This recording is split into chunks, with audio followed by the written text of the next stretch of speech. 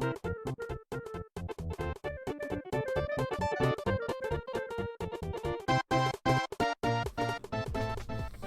guys, what's up? It's Bitlio and coming at you with a new video today. We're finally doing the Q&A video. I've been asking for questions on Twitter and through my Twitch streams for the past probably week or so, half a week, somewhere around there.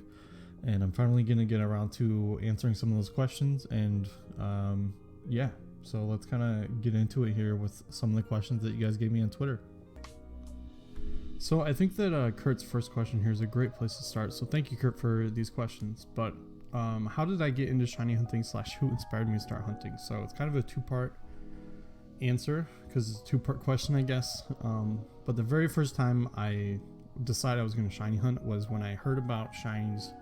And I can't remember if it was from one of my friends at school or if it was from one of my brothers who played Pokemon with me at the time.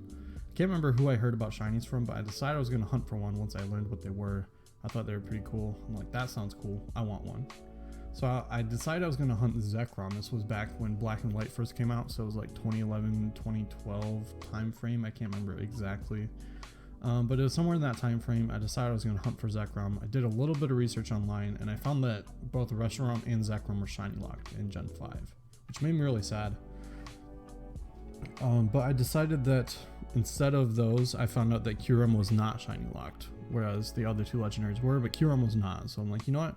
I'll hunt a Kyurem. That sounds pretty cool. It's still a legendary. That seems pretty neat. And I reset for it kind of off and on for like 6 months. And eventually I did end up getting it. And I caught it in my Master Ball and I saved it. I wasn't counting encounters or anything, but it was my first ever shiny. Yeah, like I said, that Kyurem was my first ever shiny. It was something I was really proud of. I still have it to this day. I transferred it up because I think I ended up resetting over that Gen 5 file or something. But I still have it. It's sitting in my Ultra Moon right now. And it's definitely one of my most prized shinies. You know, my first ever one, first ever hunt, first ever shiny legendary, all those things. Checks all those boxes off for me. So that was kind of how I got into shiny hunting. Was just hearing about it, decided I wanted to try it. And I ended up doing a couple other Gen 5 hunts. Like after that Kyurem, I did a Masuda Venipede and like a few other things, which I still have that Scolipede and everything else. But that was kind of my first experience with it, was doing a little bit in Gen 5, and then I kind of fell off for a little bit. And then to answer the second part of the question, A-Drive inspired me to start shiny hunting. When Gen 6 came out, I started watching A-Drive quite a bit, and especially once Gen 7 came out. I didn't do that many Gen 6 hunts, maybe a few hordes, things like that. But once Gen 7 had come out, I started doing so many SOS hunts. I was watching A-Drive like every day. And he really made me fall back in love with shiny hunting. And I guess to go even further than the question, how I kind of got from there to full odds, was I decided to just do the Heart Gold Soul Silver starter hunt, which is most people's first full odds hunt. It wasn't my first one, but it was my first one in a while because I had just been doing methods and SOS and stuff like that. But I decided I was going to do the Heart Gold Soul Silver starter hunt, and it took me like 3 days, like just a little over 2,000 encounters, 2,000 Pokemon seen, and I got it. And I got my Chikorita, which is now, that ended up kicking off my badge quest. When I was doing it, I didn't know I was going to start a badge quest. But I got it so quickly, I decided, you know what, I'll just try a random encounter hunt. I'll just try one. And then that same day, like 45 minutes later, I got a Bellsprout after 112 random encounters. And I was like, okay, I'm hooked, you know? And so that was the day I decided to start my Heart Gold Soul Silver badge quest. And 2 shinies later, we had 4 members, and I decided to start hunting Bill's Eevee. I hunted that for quite a few months. And then during that hunt was when I decided to start streaming, and we streamed Bill's Eevee for a very long time and eventually did get it, and kept going with the full odds hunts, starting new projects, meeting new people, getting more shinies, and yeah, now here we are, kind of as it took its course, I guess. But yeah, that's kind of the quick synopsis of my shiny hunting career, I guess. Alright, so here's a good one. Pepper had asked what's my favorite animal, and I figured this was a pretty good time to show. This is my cat Abby. So she's probably my favorite animal. She's good. She's very old. She's like 14 actual years old, but she's my kitty. You might see her chilling here sometimes during streams, but besides her, my favorite animals are probably turtles, I would say. I want to get a turtle at some point, but this is my kitty. Another great shiny hunting related question here, so shout out to you, Mike, thank you. But what are your favorite aspects of shiny hunting? For me, shiny hunting really is about the journey. It's something that I do that relaxes me, it calms me down, it helps me de-stress. It's almost meditative for me. And shiny hunting allows me to focus on other things. I've mentioned this a few times in streams before. But I'm a very kind of ADHD person. It's hard for me to focus on one thing at a time. So having something for my hands to stay busy with, like pressing the buttons on my DS, having that for my hands to do allows my mind to focus on other things like Twitch chat or like a Discord call if I'm hunting in Discord, or if I'm watching Netflix while I'm hunting, listening to music while I'm hunting. Having something for my hands to do allows my brain to fully focus on that other thing. And it seems kind of counterintuitive because it's like, well, you're doing more stuff, wouldn't it be harder to focus? But that's just how my brain kind of works. Like I'm always fidgeting, I'm always, you know, bouncing my leg or messing with something with my hands or whatever. So having something to focus my like physical energy into allows or frees up more mental energy for me to focus on other things. So those are kind of my favorite aspects of shiny hunting, along with just getting cool looking Pokemon, you know. And I think those aspects also motivate me to hunt. Those are the reasons why I enjoy hunting, and I kind of wake up and I'm like, yeah, let's do some encounters today. Or, you know, it's having those things to look forward to and being able to focus on those other things that helps motivate me to hunt. Another great question here from my friend Rhina, so thank you for this question, Rhina.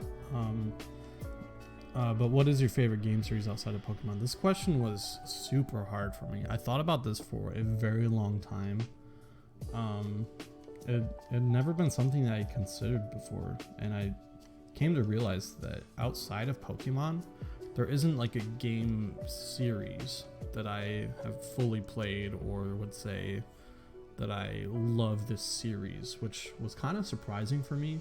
But I guess what I realized is that I kind of pick and choose single games from series and just sort of play those ones and don't typically get around to playing the others in the series, I suppose. And maybe that's a bad thing, but I would just say probably Mario has been kind of the most consistent for me generally. Mario games have been something I've always loved, from like Super Mario Brothers 3 on the Super Nintendo all the way up through like Mario Odyssey on the Switch.